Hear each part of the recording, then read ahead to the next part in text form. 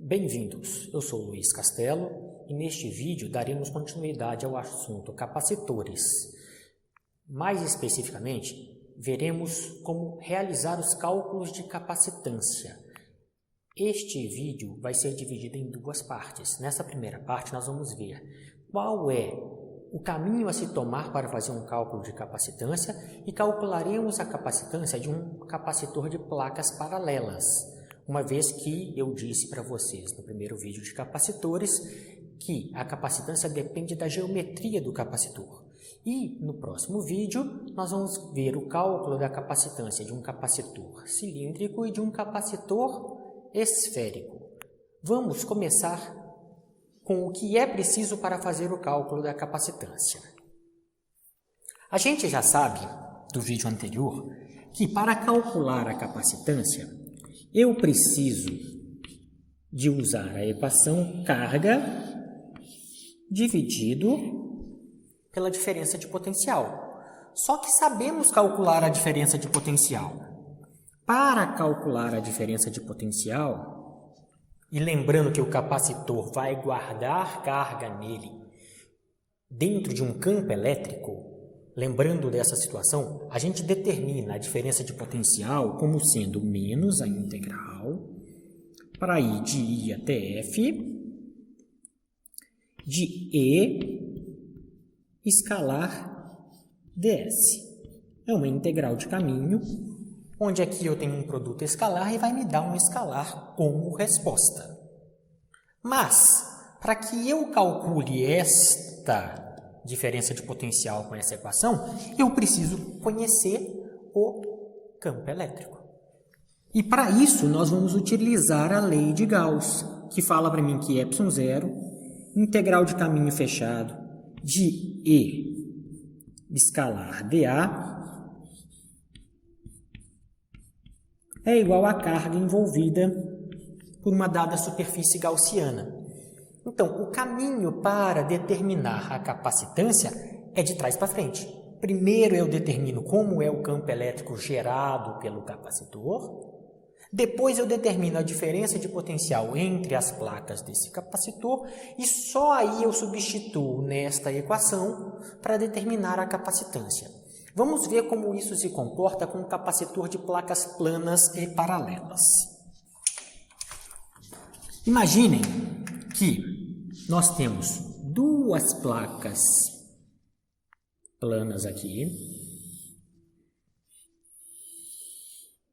Vou aumentar aqui. Normalmente a gente nem faz essa dimensão, mas vamos aumentar aqui.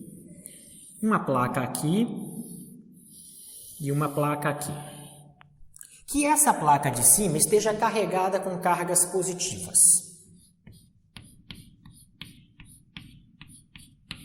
E a de baixo com a mesma quantidade em cargas negativas, já que é um capacitor. Se a gente prestar atenção, ela vai ter um campo elétrico que vem daqui para cá. Sempre do lado positivo para o lado negativo o campo elétrico. Então vamos traçar aqui uma superfície gaussiana para determinar o campo gerado por essa placa. A superfície gaussiana vai envolver dentro e fora da placa, formando um grande cilindro aqui.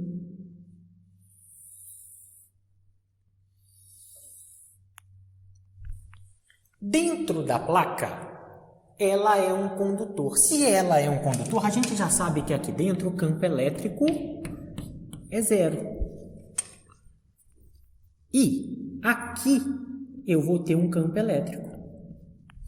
O elemento de área nessa parte fora da placa também é para cá. E tem área A essa placa. Logo, a gente pode determinar qual é o campo elétrico de placas condutoras. A gente tem um vídeo só para isso. Eu vou deixar o link de qual é o vídeo para a gente determinar qual é o campo elétrico de uma placa condutora. Deem uma olhada no vídeo. Mas ele é determinado assim. A gente vai fazer do zero aqui. ε0 integral de caminho fechado de E escalar dA é igual à carga envolvida por essa superfície gaussiana verde aqui. Gente, a gente está trabalhando com campos constantes aqui dentro. A gente não vai considerar efeitos aqui da borda do capacitor. Vamos considerar aqui no centro que os campos elétricos são constantes. E a gente pode tirar isso. Mais do que isso, vamos abrir isso aqui, esse produto escalar, vamos calcular o módulo dele aqui. E o módulo dele é dado pelo módulo do E, módulo de dA e o cosseno do ângulo entre E e dA. Vai ficar assim. ε0, integral de E, cosseno do ângulo entre E e dA, mais, vamos escrever aqui, não escrevi, dA,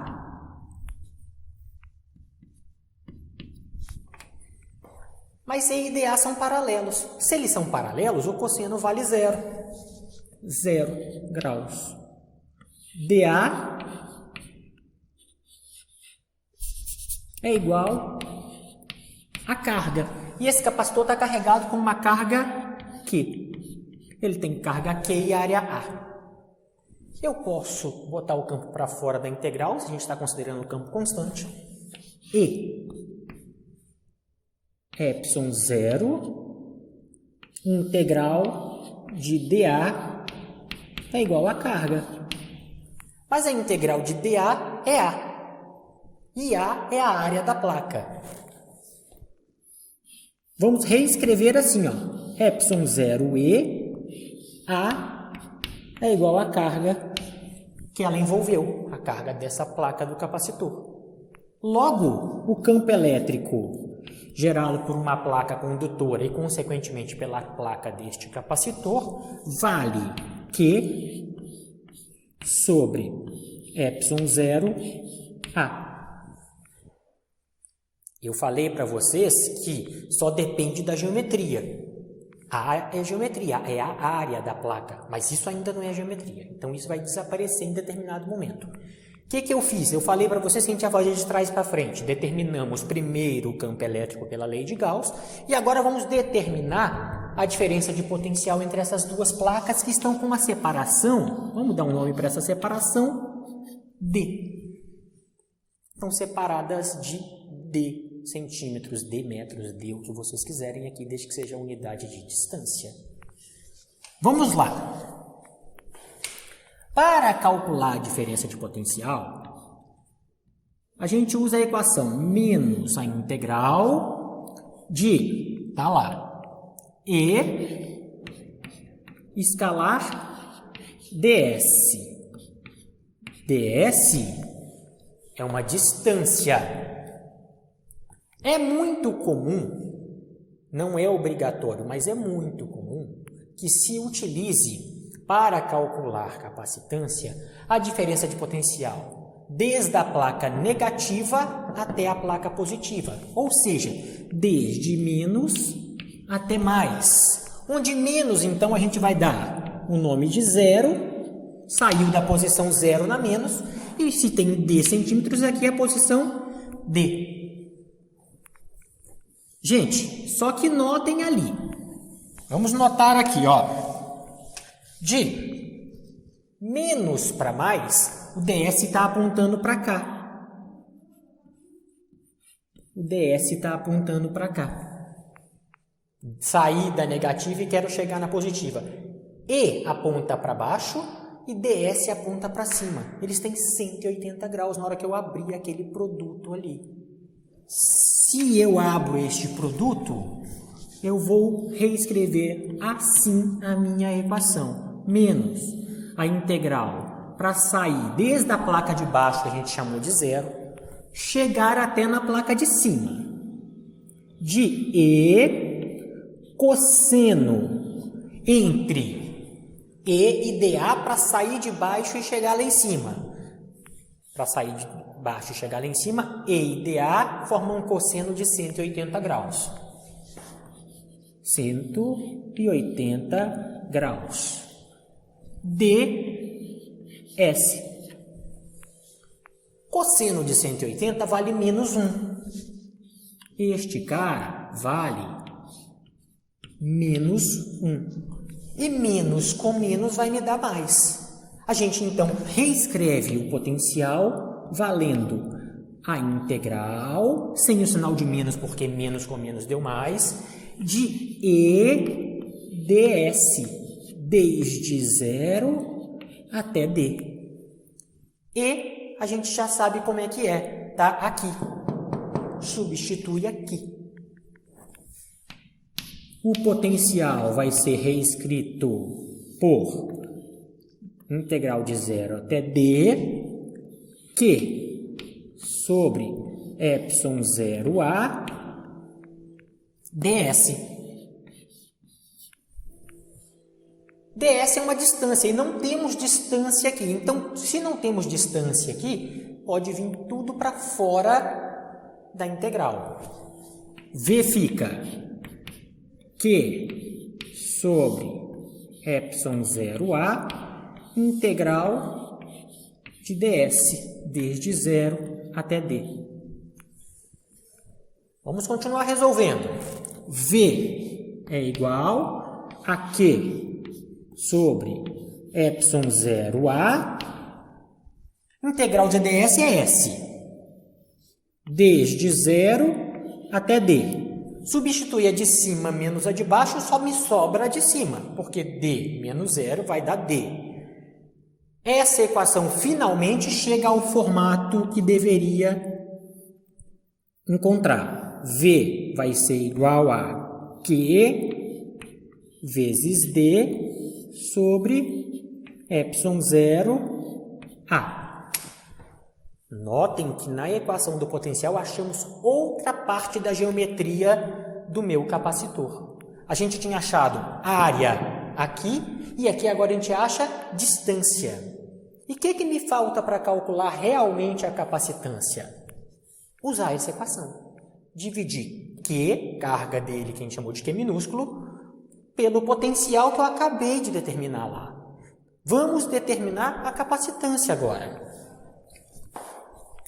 Capacitância é igual a Q sobre V. Capacitância é igual a Q. E o valor do V a gente substitui aqui. Q D sobre epsilon 0a. Isso é uma divisão de fração. Se vocês fizerem a divisão de fração, encontrarão que a capacitância de um capacitor de placas planas e paralelas é exclusiva para ele, que é para essa geometria. É dado por epsilon 0a sobre D. E como eu havia falado para vocês, só tem termos de geometria e constantes. Constantes podem aparecer. Isso é uma constante, a gente já conhece. Isso é geometria, a área do capacitor. E isso é geometria, a distância de separação entre as placas. Dessa forma é que devemos proceder para calcular qualquer capacitância. É lógico que isto e isto, ou seja, campo elétrico e diferença de potencial, vão depender do formato que vocês estão trabalhando. Este primeiro vídeo tratando de cálculo de capacitância, então, serviu para determinar a capacitância de um capacitor de placas planas e paralelas. No próximo vídeo, vamos demonstrar como calcular a capacitância de um capacitor cilíndrico, muito comum em circuitos elétricos, e de capacitores esféricos. Terminamos assim a primeira parte do cálculo de capacitância.